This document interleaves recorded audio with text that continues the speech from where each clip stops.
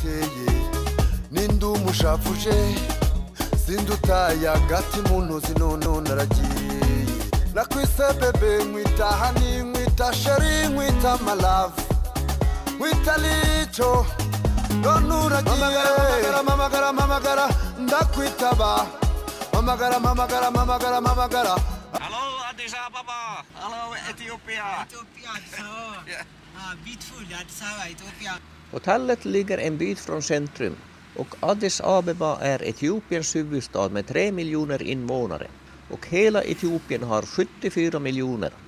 Och språket här är amhariska, eller hamari som de uttalar här. Här var det maskiner som är en försäljningsställe.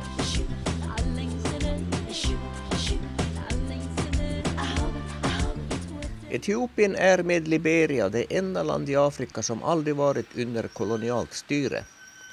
Från 1936 till 1941 var landet ockuperat av Italien och Etiopien var ett kejsardöme fram till 1974 då den sista kejsaren Haile Selassie störtades. Därefter styrdes landet till 1991 som en kommunistisk diktatur.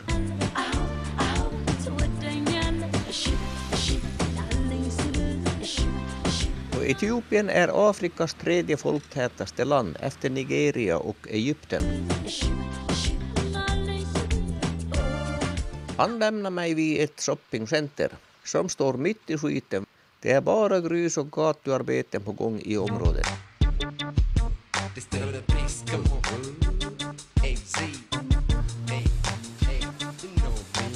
Och på shoppingcentret passar jag på att inta lunchen som blir lasagne. Det är rejält stökigt i stan med vägbyggen som verkligen behövs, för det har otroligt dåliga vägar även i huvudstaden.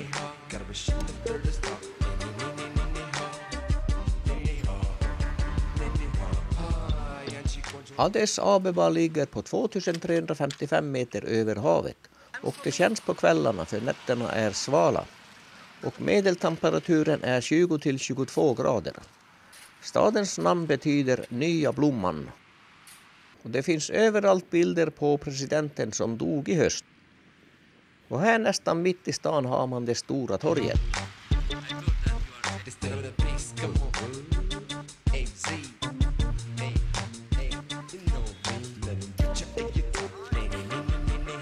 Staden är säte för Afrikanska unionen och har ett stort antal ambassader på grund av att i princip allt bistånd till Afrika koordineras via staden.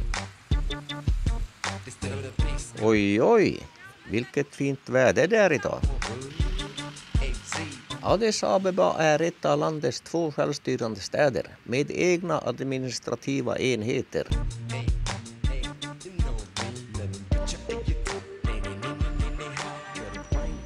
Och nu är jag kaffesugen och beställer en cappuccino. Men det smakar ingen kaffe i den, det var bara choklad. 83% av etiopierna är kristna. Därav 74% är etiopisk-ortodoxa och 8% protestanter. 16% är muslimer.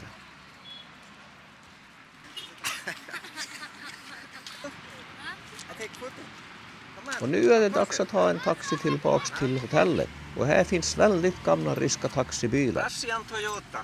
This is Russia Toyota. It's a nice car. Yeah, nice car, Russian Toyota. It's a nice car.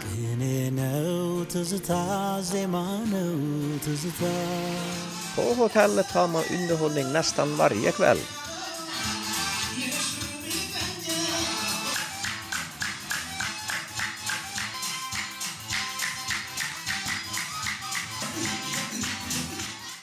Och valutan här är birr. Och 100 birr är cirka 40 kronor. Och sedlarna är väldigt skitiga. Och man får nästan magsjuka bara att ta i dem. Kaffestugan på hotellet är speciellt. Där man blir bjuden på etiopisk kaffe. Och går man ut på gatan har man Etiopiens statsfängelse på andra sidan. Och det var här de 2 svenska journalisterna satt i 13 månader. Här måste man smygfilma, för om polisen ser kameran kan det bli svenskarnas lediga rum för mig över julen. och jag föredrar nog den här sidan av gatan. Och här är några fångar på straffarbete som vaktas av 6 beväpnade vakter. Jag kom in lagligt i landet med visum i handen. Det gjorde tyvärr inte de 2 svenska journalisterna. Men nästa gång kommer de säkert ihåg att skaffa ett visum. Och nu tar jag minibussen in till centrum igen som går på 5 birre eller 2 kronor och taxin tog 60 kronor. Och framme vid busstationen i stadsdelen Båle och härifrån kan man gå till centrumet. Och jag ska söka reda på Somalias ambassad för att se om det går att komma in i landet.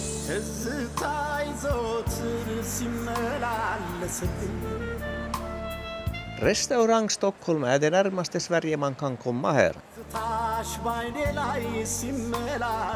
Efter långt sökande hittade jag till sist ambassaden och jag fick faktiskt ett visum till Somalia. Ja, dessa skitiga sedlar ser ut som använda toalettpapper. I alla fall så går en kopp kaffe här på 15 birr eller 6 kronor. Efter kaffet söker jag upp Ethiopian Airs kontor och får tag på flygbiljetter till Somali för nästa vecka. Men först ska jag ut på en utflykt på några dagar. Och nu är jag på busstationen igen för att köa till en buss som tar mig tillbaks till hotellet.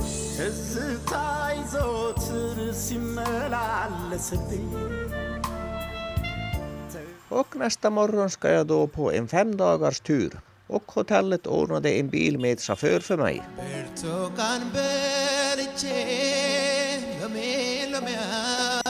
Och som byggställningar använde man bambipålar som knyts ihop.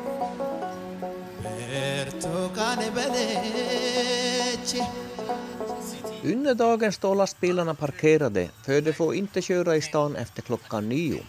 Och det är hundratals lastbilar och alla är kinesiska.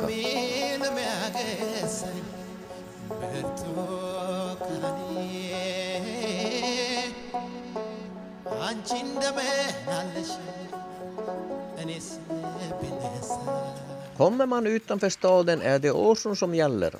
Och Etiopien är ett mycket fattigt land. Ja, mycket fattigare än vad jag trodde. Hi, you trying for beer? I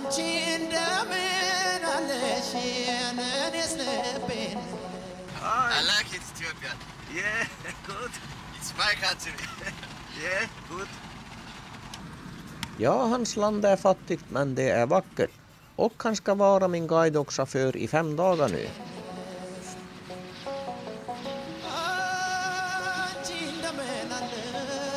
Etiopien är ett av världens fattigaste utvecklingsländer och i huvudsak ett jordbruksland.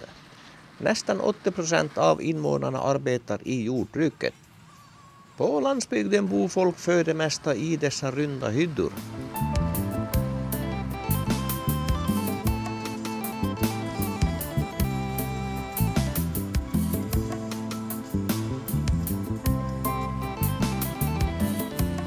Och här bygger man nya kraftledningar. Och även här är det kineserna som gör det.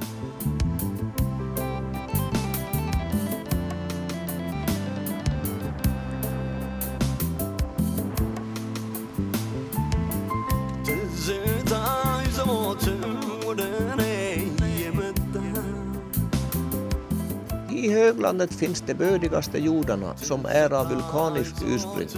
Och kaffe är den viktigaste exportgrödan och växer delvis vilt.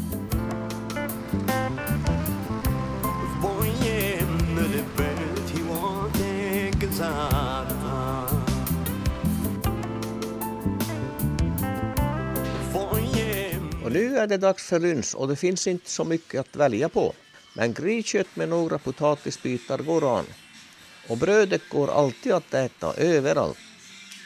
Man ser inga gatubelysningsstolpar i Etiopien och inte heller i många andra afrikanska länder. Så det är farligt för en ovan att köra här under mörkret.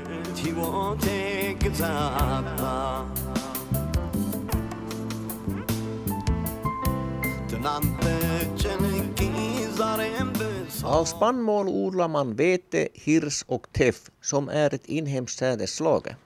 Och i det tropiska låglandet produceras bomull och sockerrör.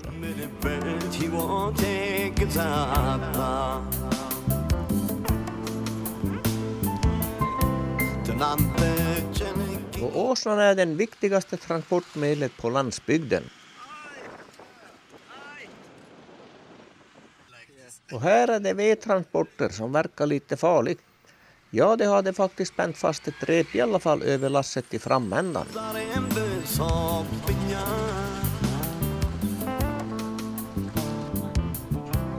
Och dags för kaffepaus. Och här finns inga bensinmackar med kaféer som vi är vana vid. Här är det dolda bak i staketet. No work, no money. Ja, här får även brudarna stå i geggan och jobba för sitt levebröd. Och det här tjänar inte mer än högst 10-15 kronor per dag. En medellön per månad i Etiopien är cirka 950 kronor och på landsbygden mindre än 500 kronor i månaden. I de större städerna som Addis Abeba ligger lönerna på cirka 1500 kronor i månaden.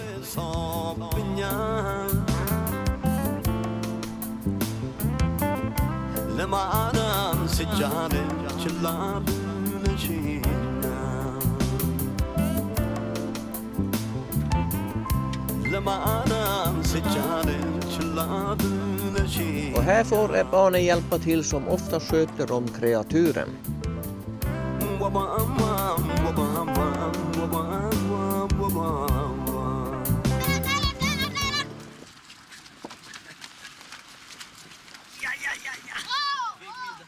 Och barnen springer nästan benen av sig för en birrsedel som är cirka 40 öre.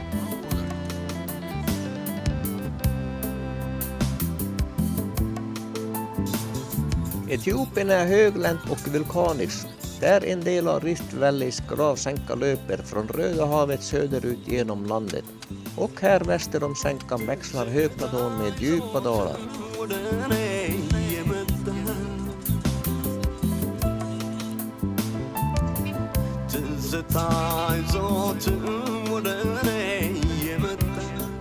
Etiopiens högsta berg är Ras Stegen som är 4620 meter över havet och ligger i norra Etiopien där Blå Nilen skurit en mäktig kanjon genom platålandet. Ja, afrikanerna är då inte rädda för att dö. Det går i mörker och ingen verkar veta vad en reflex är för något. Och 2007 var befolkningens medellivslängd 53 år. Och efter 9 på kvällen anländer vi Arba Mins, där vi ska övernatta. Och dagens färd har gått söderut, cirka 500 kilometer och det tog 10 timmar. Sen middag innan det är dags att lägga sig. I rummet finns jättestora skor som säkert inte nyper i tårna. När det ljusnar ser man hur fin anläggningen är. Och bungalowen här går på 550 kronor. Frukost med vy över dalen och nedanför regnskogen. Här i sydväst får man mest nederbörd. Och ökenområdet i nordöst hör till de hetaste trakterna på jorden. På vägen kan man se bilder på en del av landets många olika folkgrupper.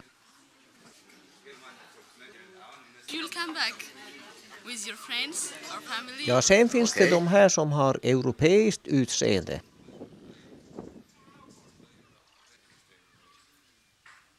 Här håller man på med ett bygge där man lägger yttertak. Och det är dessa stammar som rishögen på lastbilen var igår.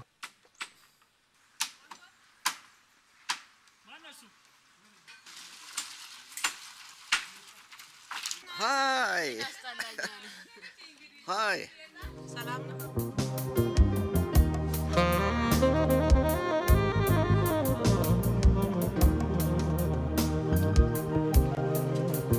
Och efter frukosten fortsätter vi söderut igen. Och det är ungefär 850 kilometer till Omo Valley, dit jag är på väg. Och det tar 2,5 dagar att köra dit.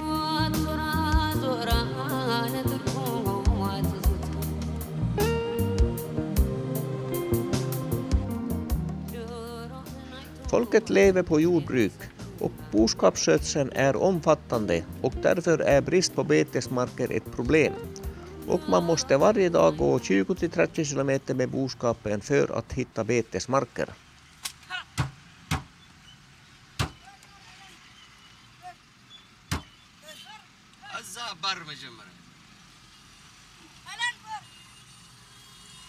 Etiopiens ekonomi är baserad på jordbruk som står för halva BNP och 60% av exportintäkterna. Jordbruket sysselsätter 80% av arbetskraften och man har endast 5% arbetslösa, vilket är lågt jämfört med andra afrikanska länder.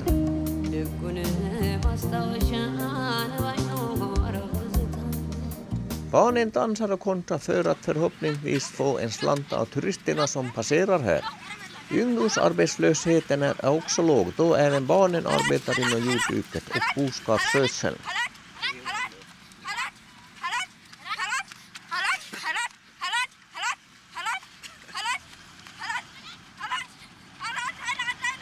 Men det har blivit ett problem med barnen för att de inte vill gå i skolan och mer. Då de istället kan tjäna mer pengar än föräldrarna genom att dansa för turisterna vid vägkanten.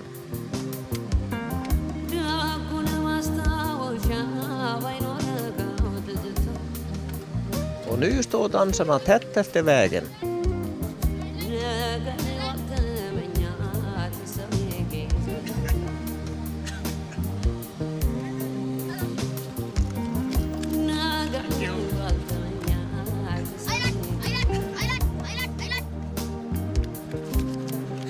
Jordbruket lider av gammalmodiga produktionssätt och ofta förekommande torrperioder. Här ger vi ett stopp för en kopp kaffe och landet är en stor kaffeproducent, men låga kaffepriser har gjort att många istället odlar katt som är en droge. Toaletterna stinker, men har man bra tryck kan man stå på utsidan och kissa. Om det stänker lite runt golvet har ingen betydelse.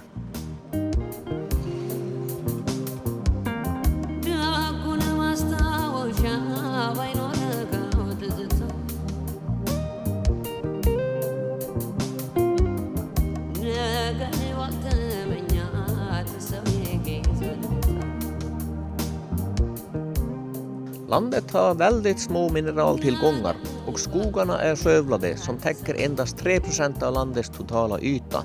Men man har börjat nu med att plantera nya träd. Och stor del av höglandet består av trädlös savann. Det råder även brist på färskvatten i vissa områden.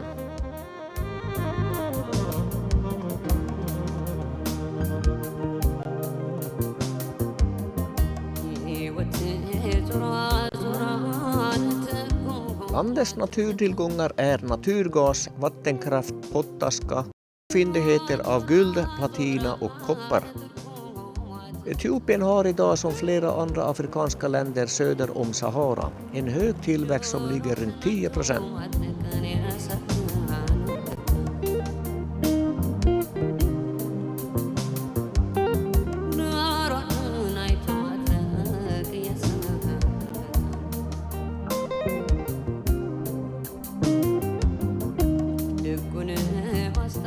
Etiopien är ett av de mest resursrika länderna i Afrika. Trots det är landet ett av världens minst utvecklade i ekonomisk hänseende.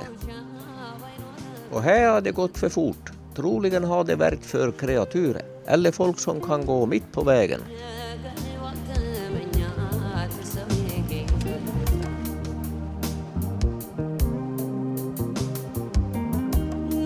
Vi är nere i en dal nu för att sedan kliva upp över berg igen.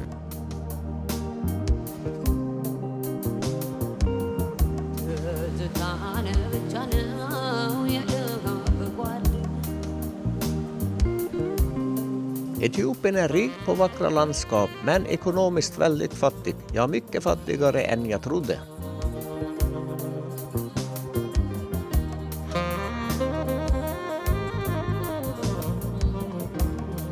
Här i Demeka gör vi en paus för lunchen och för att gå på marknaden då det är marknadsdag idag. Det negativa i Etiopien är att när man fotar är det hela tiden money. Alla ska ha pengar för att man fotar. Det andra negativa är tiggeriet. Alla tigger och överallt, ända från spädbarn till vakter och taxichaufförer. Men det positiva i Etiopien är att man inte behöver vara rädd för tjuvar, som gäller även i en storstad som Addis Abeba.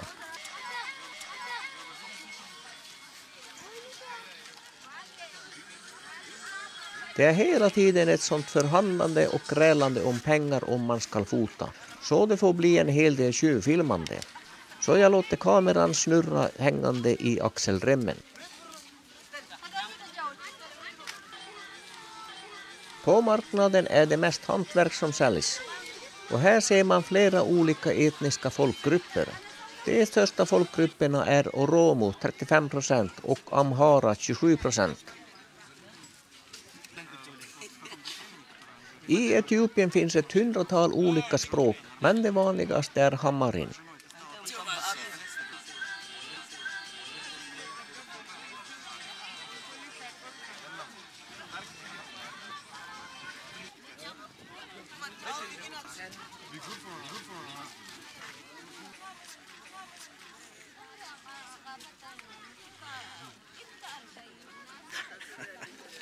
Och då är det bara att betala damerna för att få filma.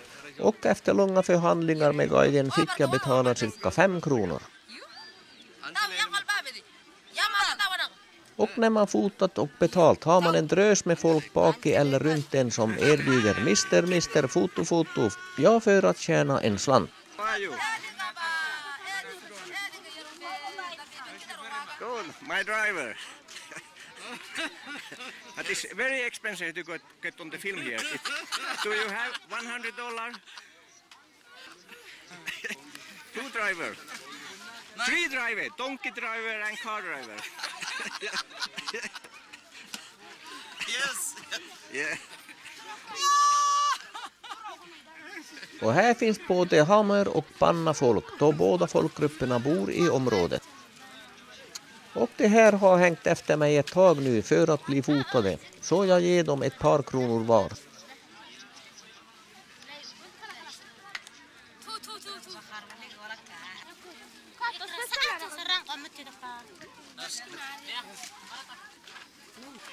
girlfriend. What do you think about my new girlfriend? Very beautiful, but she's not smiling. Why is she not smiling? Make her smile. Här håller ryska paret på att förhandla med den här vackra damen med vackra mössan om fotopriset.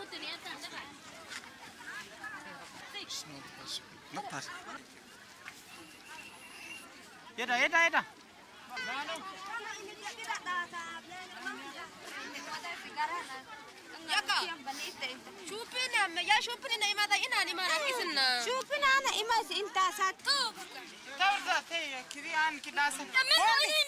I gave you already 10. Hon fick 10 birr eller cirka 4 kronor, men hon tyckte att jag måste betala mer för videon. Okay. Cha. Can you dance? Cha. Nej, hon var inte alls på danshumör. Yeah. Ja, det blir stundtals hårda diskussioner och guiderna klipper till dem ibland.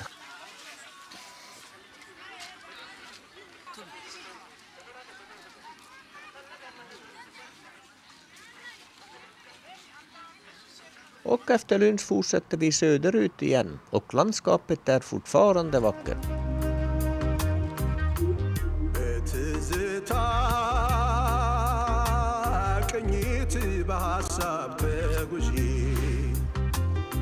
Vi har något fel i bilen då en larmlampa lyser, men chauffören vet inte riktigt vad det är för något. Och när man stannar efter vägen kommer det inom 1 minut fram folk från skogen som vill ha pengar och se på turisterna. Dangerous.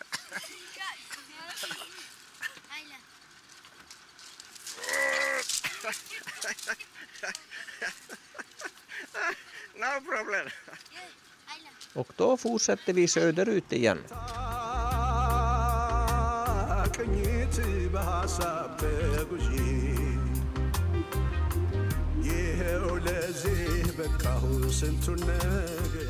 Och nu kommer vi till den plats där vi ska övernatta.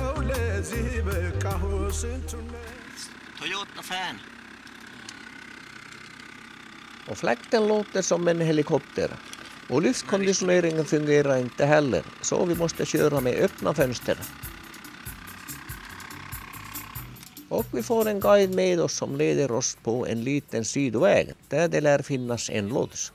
Det här är sista övernattningsstället före nationalparken i Åmoalli, där det inte finns övernattningsmöjligheter.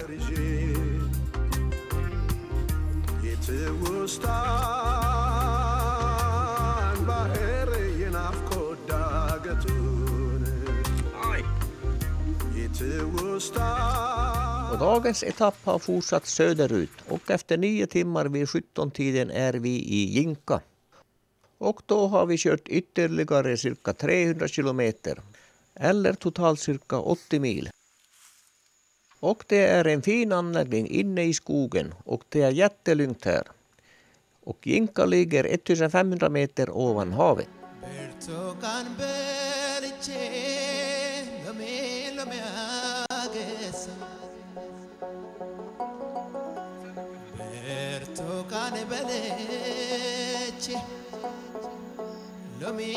Nedanför rinner en flod som man ser från restaurangens veranda.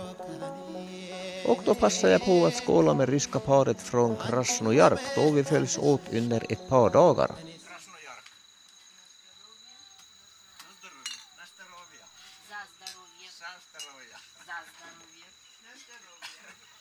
Sen skålar jag även med paret från Holland som varit i nationalparken igår.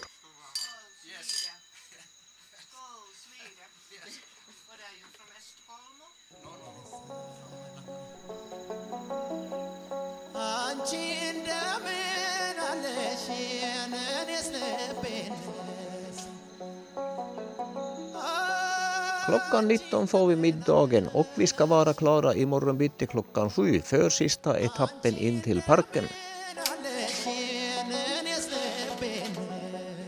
Det är många som är undrande vem det är som filmar för mig. Ja, det är jag som filmar mig. Jag ställer kameran på stativet som jag gör nu.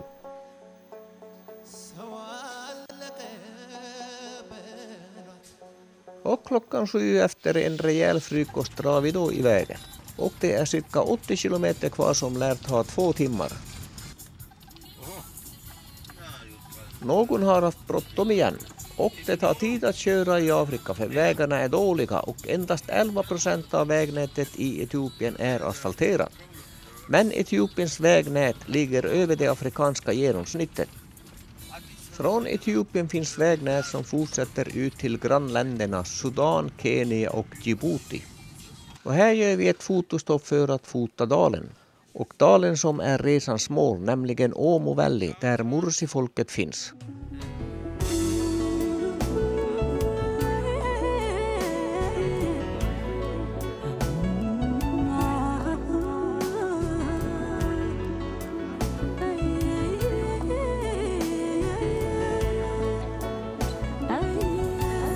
Vi drar iväg tidigt på morgonen för att hinna till Mursi-folket innan de blivit för påverkade.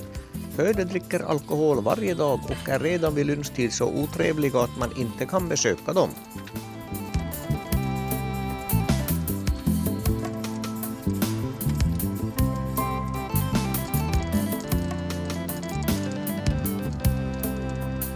Här pågår vägarbeten och det behövs verkligen, för vi är på väg till ett av landets mest isolerade områden i Åmodalen, som ligger omgivet av berg och 3 floder.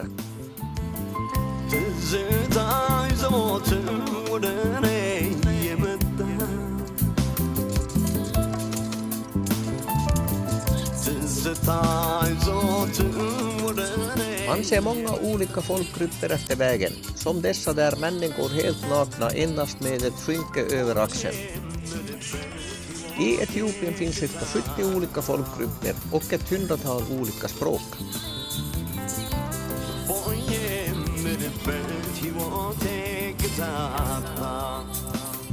Etiopien har politiska val var 5:e år sedan 1995. Men demokratin i landet kritiseras för att regeringen försöker försvaga oppositionen. Idag finns det 81 politiska partier registrerade. Bara 22 har mandat i parlamentet.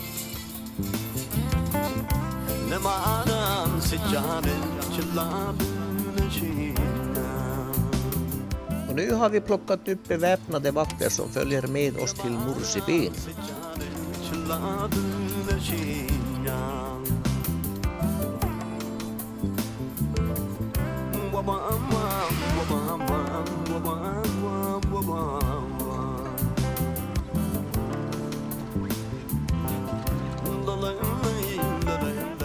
Och klockan 9 efter 2 timmar är vi då framme i Åmodalen som ligger i sydvästra hörnet nära gränsen till Sydsudan.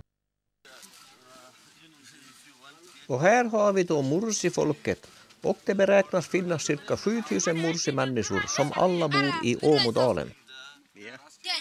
Ja, direkt hon ser kameran är det pengar och hon begär 20 birr, vilket motsvarar 8 kronor.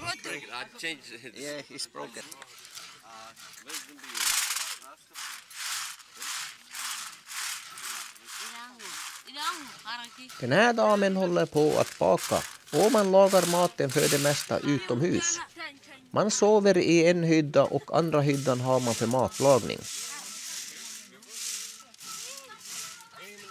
Och kvinnorna här bär en läpptallrik eller platta som de fäster i nederläppen.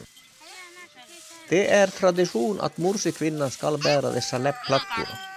Man börjar med att utvidga ett hål mellan läpp och kakan.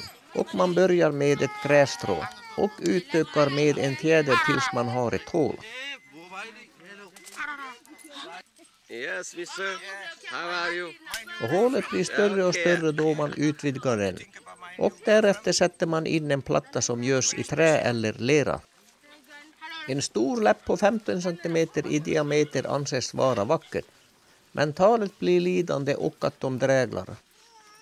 Man måste ha med sig guider och beväpnade vakter för de här är riktiga vildar. Och de är aggressiva och speciellt efter lunchtid då de hunnit dricka alkohol.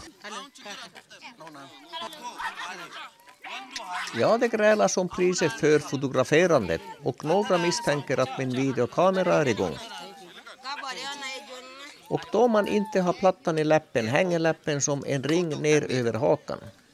Det är bara kvinnor som bär dessa plattor och flickor startar detta vid 17 års ålder. Detsamma gör de med sina öronsnibbar. Och här ser man hur läppen hänger då hon tagit bort plattan. Läppplattan kommer från att under slavhandeln gjorde man kvinnorna fula så att slavhandlarna inte skulle välja stammens kvinnor.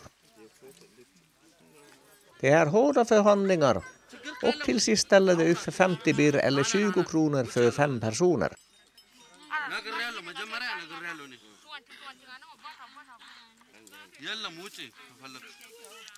Ja, ingen fjong i brallan fast man är omringad av barbröstade brudar. Ja, det måste vara åldern.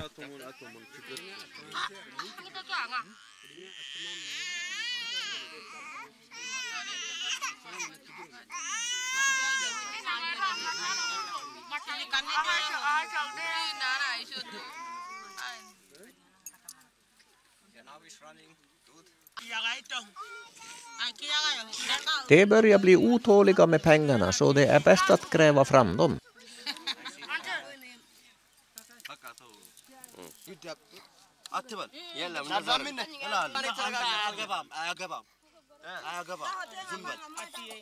Det hetsar upp sig lätt och guiderna måste vara hårda mot den. Och de vill inte att man betalar för mycket för då förstör man marknaden för guiderna.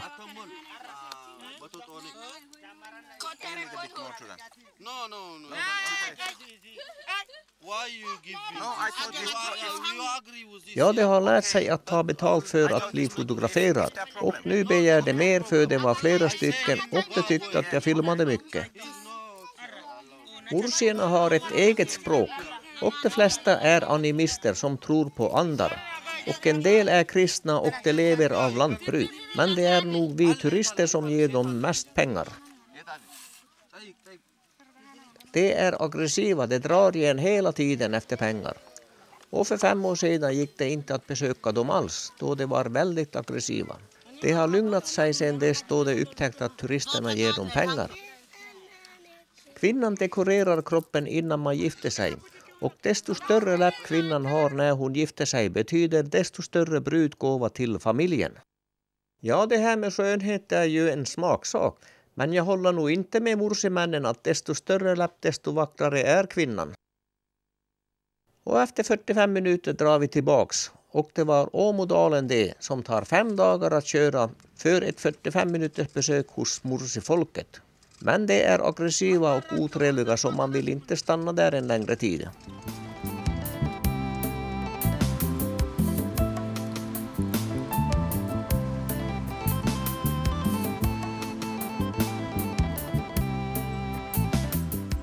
Och här gör vi ett fotostopp och här står fler morsifolk som är på oss direkt om fotopengar.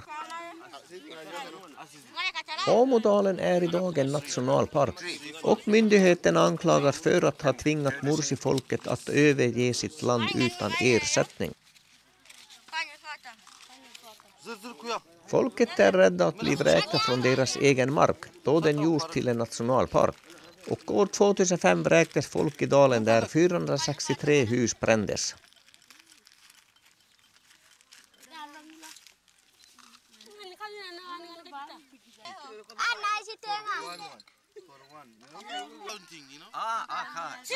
So it was not per lady tree. Yeah.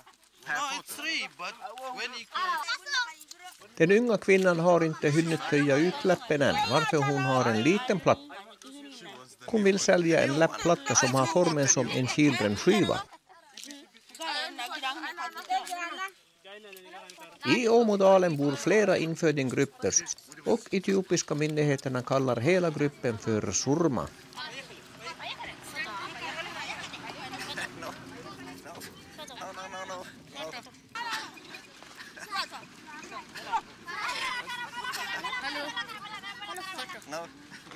No more.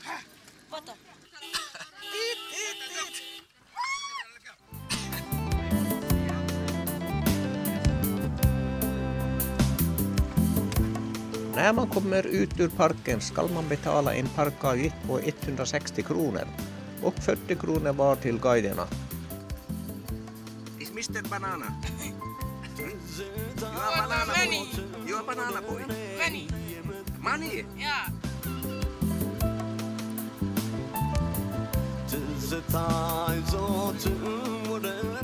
Och tillbaks i Jinka där vi besöker en skola. Staten står endast för läromedel och lärarnas löner. Föräldrarna och olika bistånd står för byggnader och allt övrigt. Och idag har fler föräldrar råd att låta sina barn gå i skola, som nu är omkring 80%. Grundskolan är mellan 6 till 16 års ålder.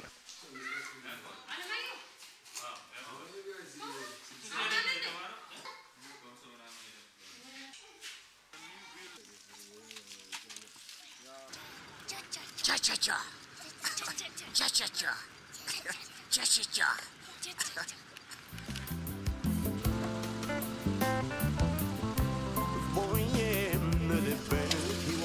Vi tankar innan vi kör vidare och 1 liter diesel går på 7 kronor. För de flesta är en full tank en månadslön. How are you? I'm fine. Fine. Thank you. Thank you, I'm fine too. Yeah. What's your name? My name is Veterian Toswai. Och i floderna tvättar man kläder och sig själv.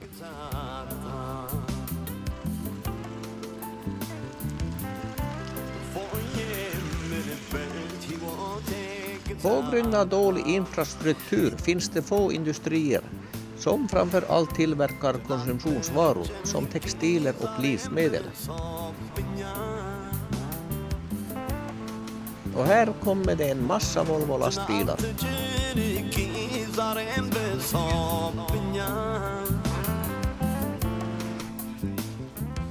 Lunchdags och här äter man oftast injera som är ett slags surdegsbröd bakat på teffmjöl. Man äter utan bestick där man greppar med brödet små rätterna.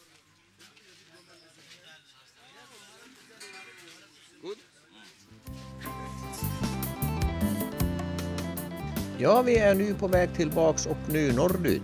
Och vi stannar i Konsut där vi ska övernatta för klockan är 5 på eftermiddagen. Och det är långt mellan övernattningsställena här. Här ska jag bo och även här är det fina anläggningar. Och inte dyrt heller. 370 kronor för bungalowen är helt okej.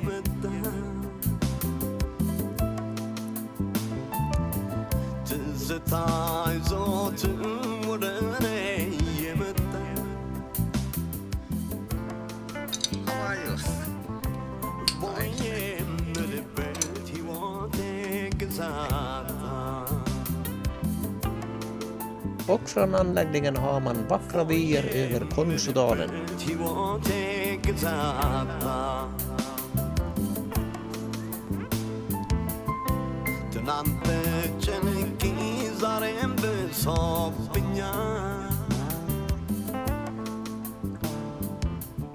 Och nästa morgon drar vi iväg 7:30 och vi ska göra ett besök i en Konsuby. Vi kör några kilometer på en sidoväg där byn ligger.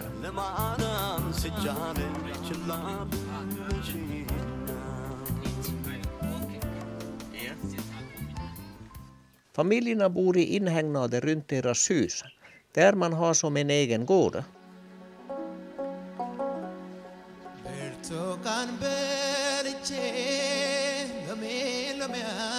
Huvudleden kantas av stenmurar och mot gårdarna har man trästockar stående.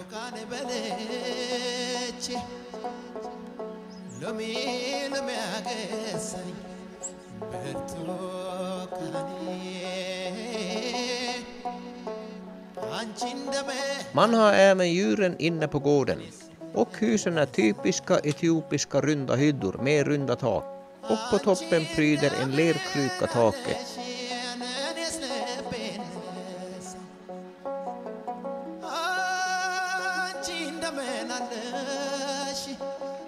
Här på torget där även skolan ligger står det så kallade generationsträdet. Okay.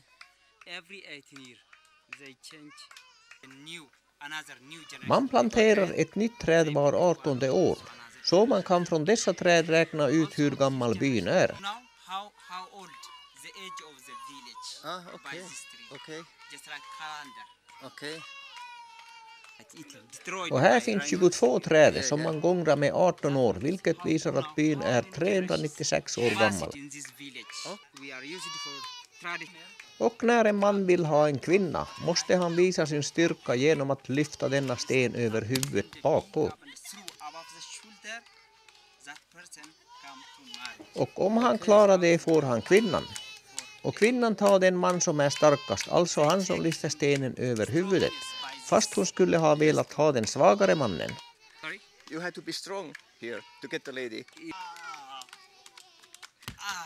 You get the new wife now. This is for my driver. Yes, show me now. Yes.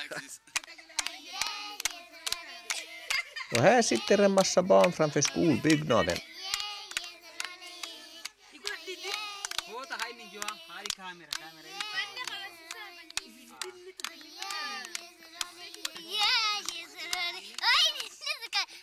Och här ser de sig själva på kameradisplayen.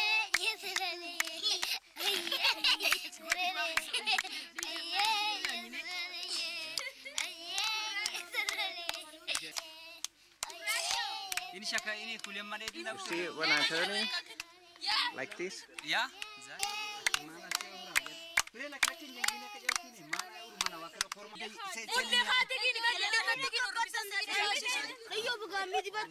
Och sen blir det ett kormande om pengarna igen, som vanligt i Etiopien. Föräldrarna kollar så just deras barn inte blir utan en sedel. Och var och en får en birrsedel, vilket är 40 öre.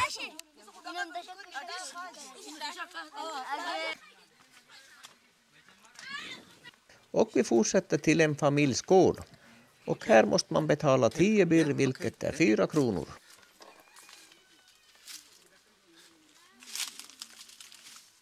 Man sover i den här hyddan och i den andra hyddan lagar man maten. Okay. We are used to drinking a local beer. Fåren binds fast med rep mellan fötterna för att hålla dem inom området.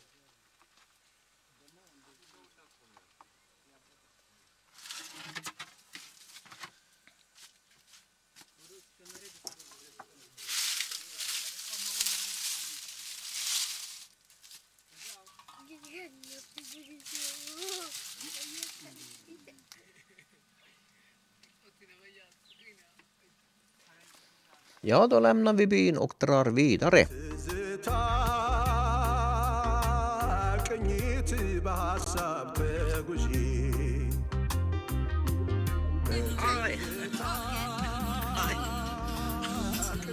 Okay, thank you, bye.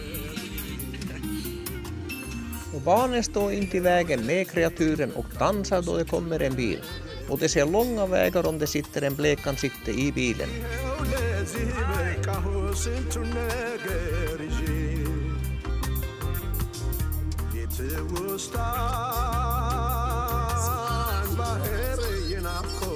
Och att man kan tappa lasset här är inte alls ovanligt.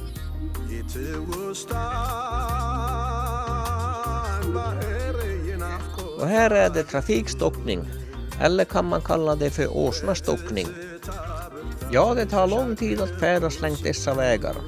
Och åsnan är det vanligaste transportmedlet här.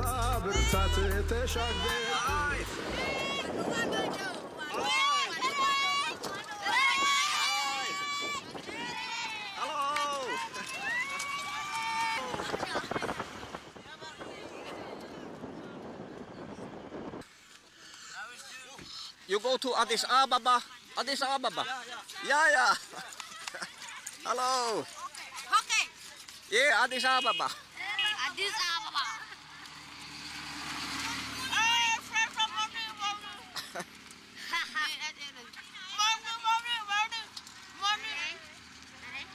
Ja, det här brukar hända på dåliga vägar. Och ganska fort har vi barn runt oss för att se på vad vi håller på med.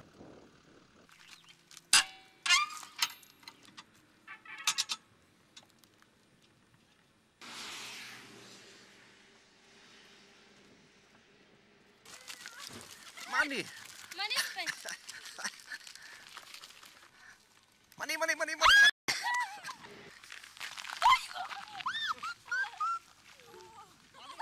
Nej, jag lyckades inte få en slant. Det får gå varje dag 2-3 mil med kreaturen. Etiopierna är också kända för att vara bra på löpningar då de får sin grundkondition på vägarna. De största sporterna i Etiopien är friidrott och fotboll. Och innan mörkret anländer vi Avasa och resan har gått norrut och sedan österut till Avasasjön. Dagens färd tog 10 timmar.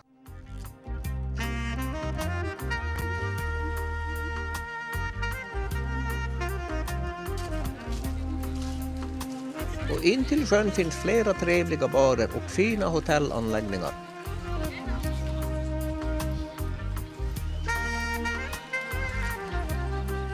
Och på kvällen besöker vi en nattklubb. Där en man står och spelar på ett stränginstrument och sjunger med en kvinna. Och de kallar upp besökarna för en dans.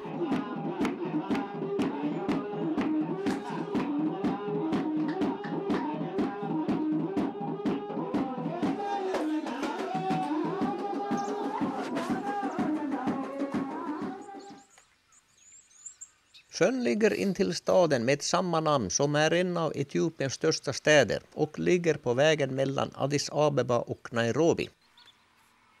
Sjön ligger på 1708 meters höjd över havet. I Etiopiens flagga står grönt för jorden, gult för fred och rött för styrka. Symbolen i mitten symboliserar enighet och mångfald. Och Etiopien gränsar i norr till Eritrea och Djibouti. I öst till Somalia, i söder till Kenya och i väst till Sudan. Etiopien är ungefär 1100 kilometer från norr till söder och ungefär 1500 kilometer från väst till öst. Och nu måste vi fixa däcket ifall vi får en tillpunktering. Och på däckkliniken lovar de att göra det.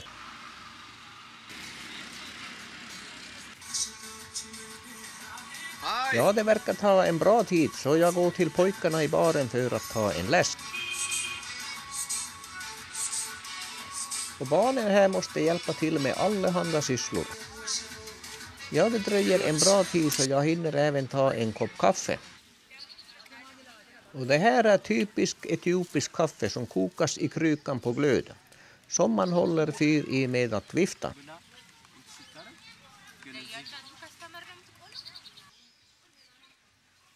Och nu är däcket fixat och jag har fått en kopp kaffe så då drar vi iväg igen.